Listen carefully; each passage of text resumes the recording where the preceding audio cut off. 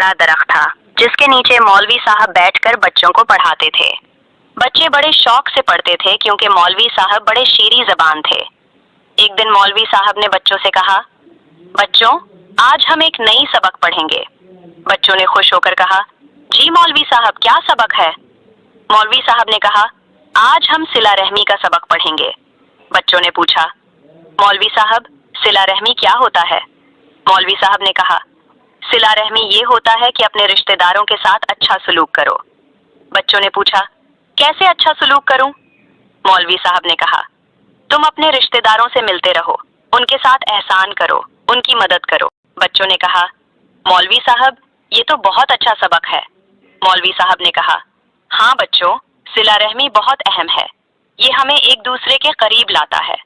बच्चों ने कहा, मौलवी साहब, हम जरूर सिला रहमी करेंगे।